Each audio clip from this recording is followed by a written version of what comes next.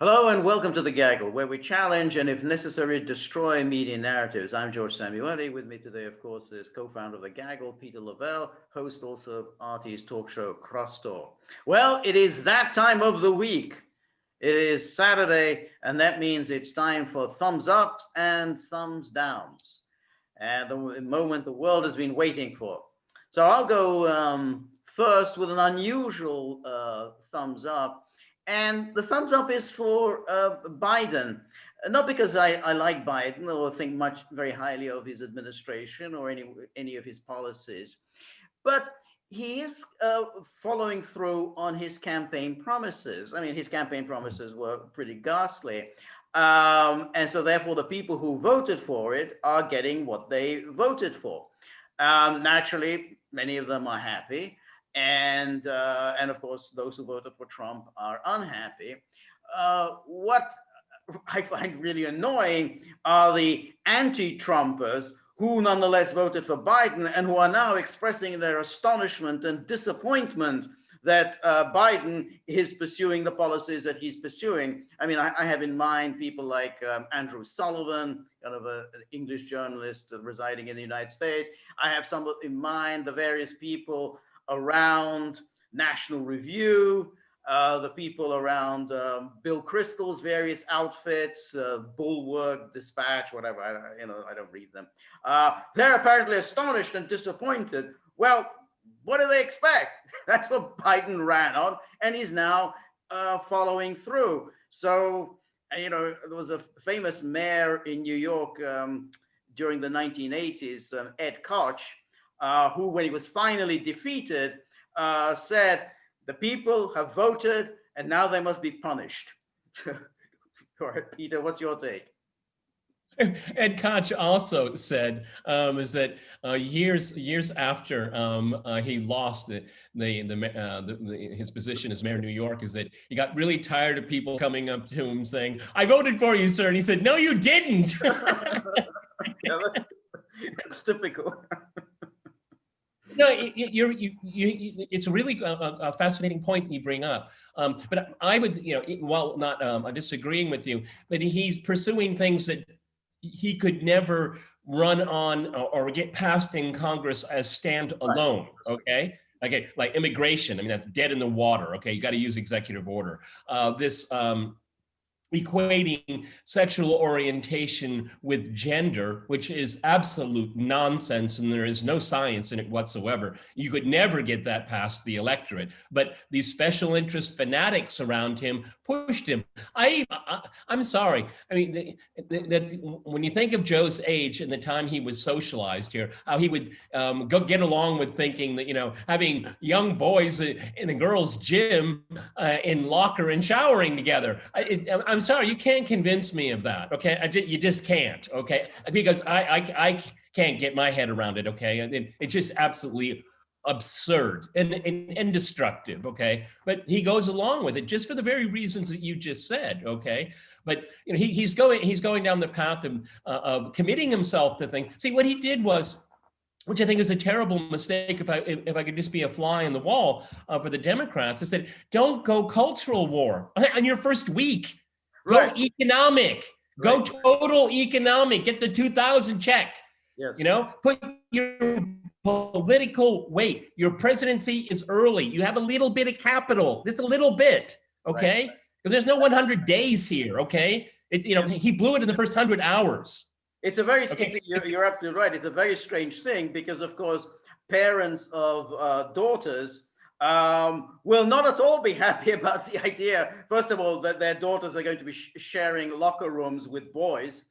And, if their daughters are athletic, they're not at all happy that they will now be competing against biological boys in girls' sports. Not in boys' sports, but in girls' sports, and therefore with the boys having an unfair advantage over them. So that's not exactly a way to win over the public. And this is feminism too that has gone absurd and it has turned in on itself. how in any possible way does this promote young girls achieving excellence in sports? I mean, there are going to be some families say, sorry, dear, you can't go into sports, okay, because it's dangerous, okay? So, this is just this boneheaded nonsense, ideological insanity. It's just, it's so shameful, okay? It's so shameful. Okay, we'll probably definitely talk about that more in the future here. All right, I'll give my, obviously my thumbs down goes to the liberal media with their bootlicking coverage of the inauguration. It was really embarrassing, okay? I mean, Stalin and the North Korean regime would be very proud, okay? I mean, when, those lights on the mall are like Joe's arms around America. around to the Lincoln Memorial, wrapping around America. That this is what people wrote about Stalin, okay? This is what Kim Jong-un likes to hear, okay? And demands, I suppose. And it's worse than that, George, okay? It's worse than that because the imagery and all that, it ends up being just absolutely silly. And I just have to wonder what the viewers thought. I don't know, because I'm not part of their tribe. And that's my whole point here. This kind of coverage creates tribes, okay? It creates divisions because the message all the way through is that this is a reflection of our values. Well, yeah, your values, not my values. You keep telling me why we don't get along. You keep telling me why I am against your new president. You keep telling me why I'm against this party that you back up in lockstep 24/7. You keep reminding me, okay? Because they're not my values. And don't tell me what my values should be. Right. This is if the Trump is renting their brains still renting their brains, and he's doing it at free cost, at no cost, okay? Right. And so what's interesting is that the media have explicitly declared that they're canceling the whole fact-checking enterprise. Apparently, everything Biden says and the Biden administration says is just factually true. So we don't need the fact checks anymore. So that's all been canceled. And I don't know, did you see the story about the Washington Post? The Washington Post ran a profile that they had originally run in 2019 of Kamala Harris. But what was interesting is that in that original profile, they had included a very unpleasant little joke that Kamala had made, in which she likened the hardships that she was suffering campaigning for president with a prisoner begging for food and water.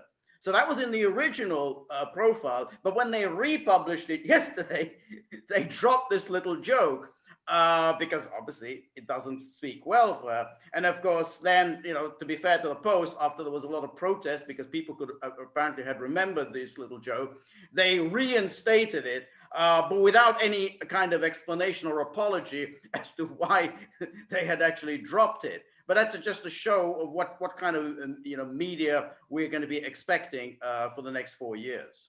And that explains the cackling, because you and I have been discussing the cackling. Yes. And now we have a definitive answer. Is because she has no sense of humor. If you have no sense of humor, you will cackle a lot because you're nervous and nobody thinks your jokes are funny except for yourself. Right, right. That bites, that hurts, okay? And also somebody who was a very nasty district attorney, it just reflects on what she actually thinks about the people that she had locked up during her time in office, the disdain that she had. I remember when you remember George W. Bush, he on a campaign plane kind of made jokes about a woman who was set to be executed and how she was kind of begging for her life. He also thought that this was funny. It kind of gives you an idea of the sort of the pathological quality of some of the people who aspire to be president. And you know what?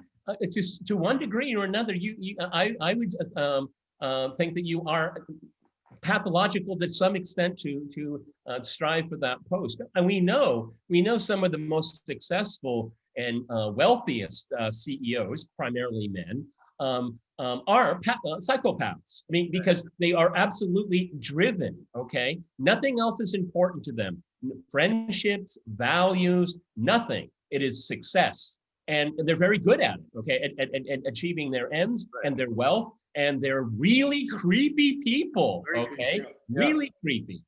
Yep. So we with the Harris cackle explained here at the gaggle, okay. All righty. My next one is kind of a thumbs up, thumbs down at the same time. It's and who else could do it but Jenssaki? Okay, she can do these kind. She really almost defies physics in a way. You know, the logic of intellectual physics. Let's put it that way. Jenssaki is back. Okay, she was a State Department spokesperson under Barack Obama. She generated more popcorn sales than anyone else in the administration. I mean, these were briefings that were must watch, okay? And because basically she's an airhead, and she also laughs at her own jokes that nobody understands. Most of the time, she doesn't know what to say because she doesn't know anything. And the other part of the time, she gets things wrong, okay? So, and this was on full display.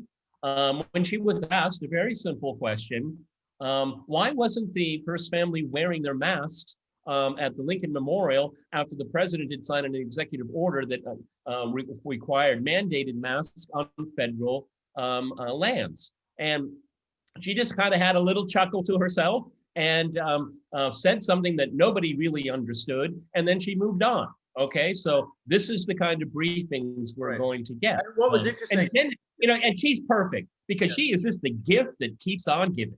And in that press conference, she then said that, well, we have much more important things to address. And then and there was only one reporter who asked that question. The rest of the reporters said, okay, that's fine. Now, can you imagine or just remember how many times Trump was asked, why weren't you wearing a mask? Why aren't you wearing a mask now? And so on and so forth. And, and Trump always gave it an explanation as well. I wear a mask when it's necessary. I don't wear it when it's not necessary. And then they constantly come back to him. Well, but look at all the doctors who say that, if we don't have masks, we're all going to be dead.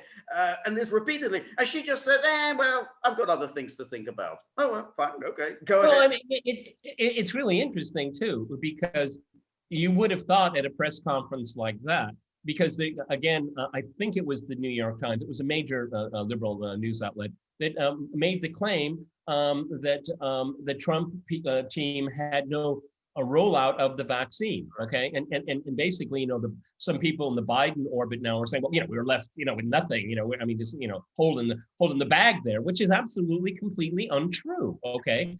And so they're already backpedaling that they're not going to be able to succeed where they claim that Trump should have. And I would posit here, just among friends here and our viewers here, Trump did more or less everything you could do. And you know what? Biden is going to have to do more or less the same thing, okay? This is the way it's going to be. Now, because the United States has an antiquated, backward, dehumanizing health system, it will be harder to roll out, okay? Because who's supposed to do it? There's no health system across the country. So, it's a hodgepodge thing as usual. It will make it really slow. And there's always these stories about apparently one of the vaccines is temperature controlled, and somebody put it in the refrigerator and then turned off the refrigerator if they went home, and it despoiled all of the vaccines. I mean, we're going to hear tons of stories like that because there's no basic protocol, okay? Right. Is it going to be the governor that's going to do it? Is it going to be the secretary, the local state secretary of health? I mean, who's in charge here? And this is inevitable. Right. No, I think that's exactly right. And it's clear that the federal government did send out the vaccines, but federal government isn't responsible for injecting people with the vaccine. That is administered by the states. So if you think that it's being done slowly, that has nothing to do with the federal government. It has nothing to do with the Trump administration. It's onto the states as to whether they're doing, how quickly they're actually administering. And in fact, it's clear that Biden has no COVID program. I mean, it was obvious even during the campaign, he has no COVID program. Just saying Trump is responsible for 350,000 deaths, personally responsible. That's it. That was it. So everything Biden is now doing is just simply continuing with what the Trump administration was doing.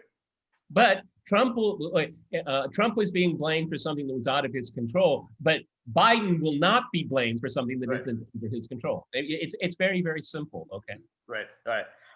So my thumbs down, following on from that, is the lack of questions on the part of reporters about those 30,000 National Guardsmen in Washington, D.C. I mean, first of all, the question, why exactly were 30,000 National Guardsmen there for the inaugural, which should go together with the other question, which is, why was the Capitol Hill so grotesquely undefended on January the 6th, when everybody knew this big event was happening on January 6th? Everybody expected something like 500,000 to 1 million people to show up. Why didn't anybody do anything to actually ensure some security on the Capitol grounds? Now, we've gone to the other extreme of 30,000 troops in DC, and apparently no one had thought about the next step, which is, well, how are you going to accommodate all these people? 30,000 people, that's a lot of accommodation that's needed. Well, obviously no one had given the matter any thought. So now we have National Guardsmen sleeping in icy cold garages on the ground, and, you know, with about, I don't know, one bathroom to share amidst, I don't know how many National Guardsmen. So, well, you know, at least I'm sure it's a unisex bathroom, so the boys and the girls, you know, will have to share the one bathroom that's available. So that's a good thing. But there don't seem to be any questions about it. This seems to be absolutely scandalous that you first of all bring so many people in, and then you have no accommodation for them. You know, it's interesting, George. It was a few years ago when Zarqai was still president of Afghanistan. I went to Afghanistan, and I was part of a team of journalists, Russian journalists, and I went representing RT. And after the interview we did with Zarqai, which was actually in the Central Committee of the former Central Committee of the Afghan Communist Party, built by the Soviet Union. Very interesting. And so on our way to pick up our things from the hotel to fly out, it was suggested that we were invited, RT was invited to the NATO headquarters just outside of Kabul. And it was hot and dusty. And I thought, all right, fine. And so we went there. We had a few hours of free time, and we went to the base, and it was an amazing security of the different layers that you had. It was like going through a maze of doors opening up and down. You know, we really felt like we were rats in a controlled cage being led to the center. And so once we get in there, you know, there's McDonald's and Burger King and Madonna in the background playing, you know, and, you know, there, you know, Dr. Pepper's there, and, you know, all kinds of things. And then, you know, you could see the accommodations. They showed me the accommodations. And so when I saw the guys sleeping in the car park in Washington, I bet a lot of them thought, man, we had a great in Kabul. Okay, they treated us, they pampered us. Okay, right. I mean, dry cleaning there, and guys playing ping pong, you know, and then the helicopters. You know, it was really like very like Hollywood-esque. You know, these big helicopters flying around. You know, and everyone's all buffed up like this. You know, like we're the American military here, right, and proud. And then you look at the guys, the poor Slavs sleeping on cement, the cement ground, you know, and you're right, you know, the cold ground, a toilet for a couple hundred, and people out of pity bringing them pizzas, yeah. And of course, it's what they call a super spreader event. Can you imagine, you know, you pack hundreds of thousands of people together, you know, they're all kind of, you know, basically it's about, you know, every foot has about 3 people sleeping there. That's a nice kind of a COVID spreader event. I am sure there's going to be a huge spike in COVID cases after this. And particularly if you're in a cool or cold environment, you're tired, you're demoralized, dispirited. Right. Your immunity probably drops. Right. Okay, probably just adds to it all here. But you know, but this is very much akin in a way to regime change. You know, I mean, you focus on what you want, and then afterwards, you know, if you achieve your goal or not, you really don't care. You don't care about all the collateral damage that you leave behind. Right. You know, it's like the accounts that after the illegal invasion of Iraq, when the Antiquities Museum was completely destroyed, one of the most amazing museums in the world, and it was gutted in the first few hours. Like, and what did Rumsfeld said? Something to the effect, "Well, shit happens." Okay, it's just like. See, this is the kind of mentality. We talked about Kamala Harris and George Bush Jr. You know, they're kind of, it's pathological in a way. They don't understand how when you set something into action, it has reactions that can go on for a very long time.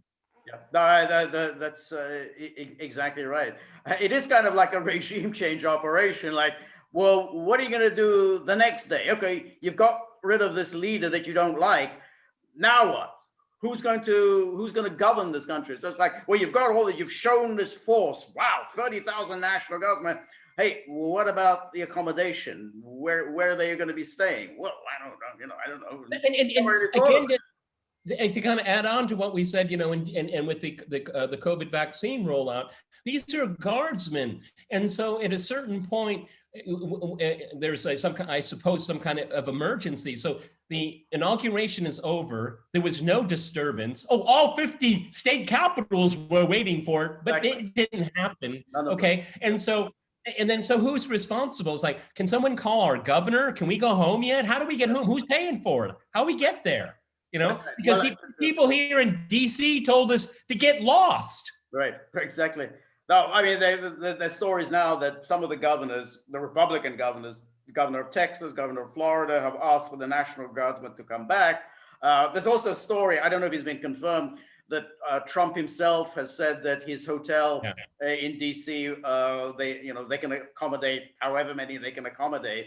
Naturally, this didn't get any play in the mainstream media, but at least he has done that. So that that's a thumbs up. But yeah, absolutely. I mean, it's these are people who are volunteers. I mean, the National Guardsmen, and you treat them like this, just shows you. And then you vet them to see if they vet them to see if they're patriotic enough too. Like, I mean, if it wasn't rubbing salt in a wound, I can't think of something worse than that. Right. I have one more. Yeah, go ahead. I have one short one here, and it goes to Chuck Schumer. Okay, his linguistic. We're giving him a thumbs up for his linguistic. How should we put it here? Dexterity. So we had these events on the 6th of January. Some people, it was an insurrection. Okay. For us and those of us that have watched the drip of information come out since then, it was a gathering that went rogue. There were people that apparently planned this in advance on Facebook, on Twitter, not just Parler. And so on the floor of the Senate, Schumer kind of put it all together for us. So it's when insurrectionists became erectionists. That's right. This is important, George. It was a very strange misreading, because insurrection. That's key. Misreading. The whole damn thing's a misreading. Exactly, but the two words don't even look alike. So it's like, I can understand.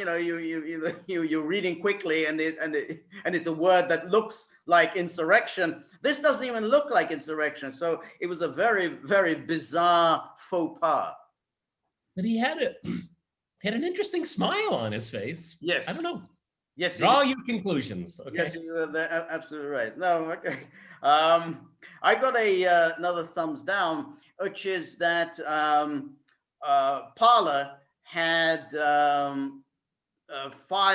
sued Amazon for the denial of the cloud services, and it had gone to court seeking an injunction to restore the cloud services, saying basically Amazon had violated the terms of the agreement by just simply, without any proper notice, just canceling the agreement.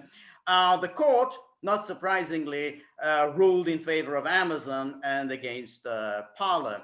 What sort of, even the language of the judge kind of indicates that the judge had bought into the entire story of the insurrection, the incitement of the insurrection. Parler is full of people, inciting violence and whatnot. But apparently the judge didn't address the question, well, how come Amazon never has any problems with Twitter and Facebook? Amazon provides cloud services to both of them, yet, there's plenty of incitement that goes on Twitter, like all the kill Trump memes rather, all the even hang Pence. Hang Pence even. Yeah, and Pence, and then of course Twitter posted endlessly that the famous photo of that Kathy Griffin holding the bloodied head of Donald Trump. That was all okay, but apparently this federal judge, just couldn't take all these messages on the Parler, and so therefore no injunctive relief.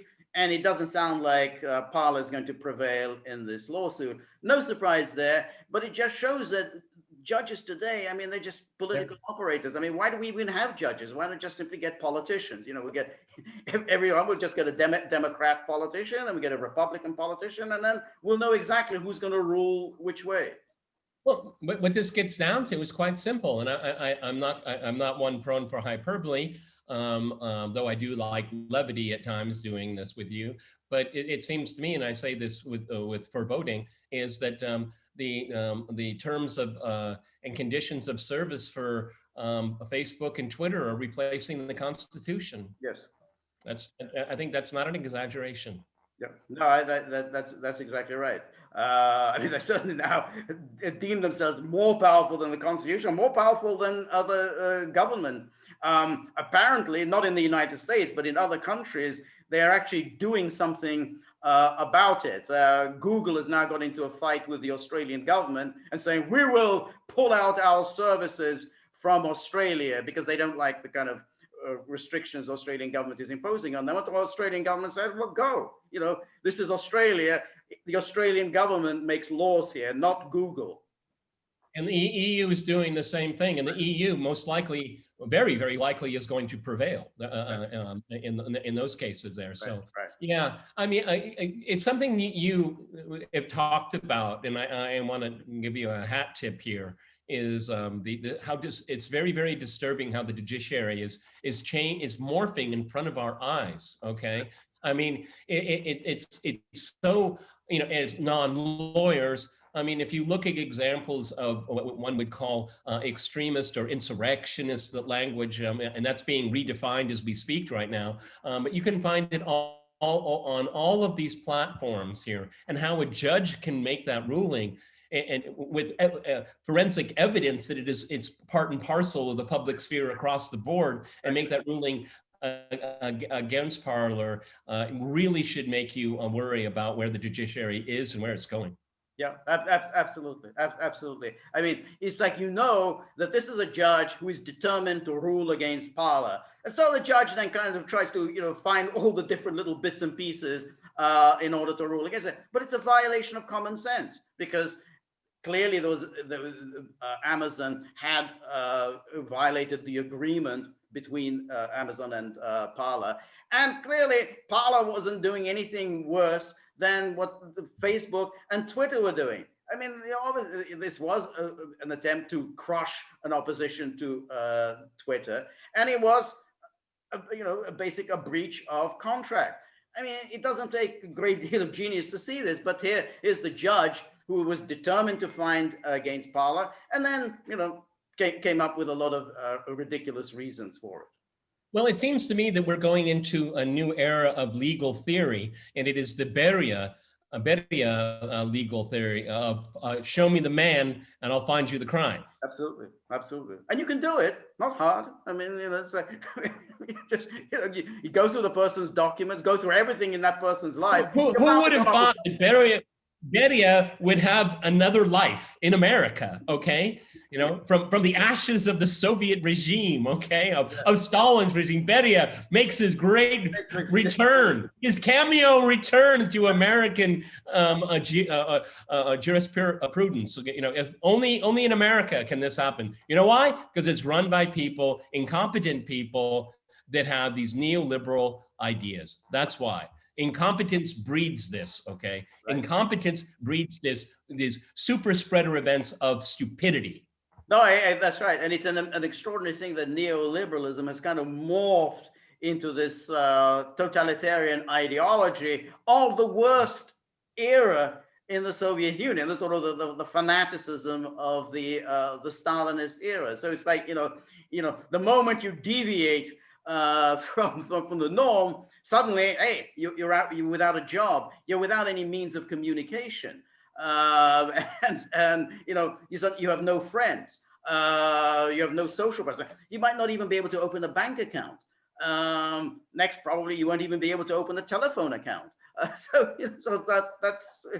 Well, there's a famous story. You probably can confirm it with me because I think it came from Gilas, the Yugoslav communist. But when Stalin was in the process of disappearing someone, so he took their place in the Central Committee, gone. Your dacha, gone. Your car and chauffeur, gone.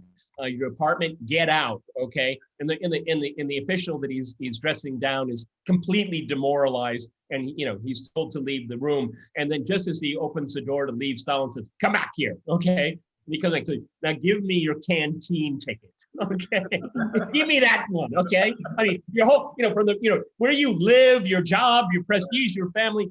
Everything has been taken away from you, and then Stalin wants that last little bit, that ticket where you get your lunch. Give it up. That's it. Yeah, that's right. All right. Well, thank you very much, Peter. That was the thumbs ups and thumbs downs for the week. And next week we will be back giving our thumbs ups and thumbs downs, and we will of course be maintaining a laser-like focus on everything that's taking place. So remember, if you like the gaggle, please like, share, and subscribe. See you soon. Bye.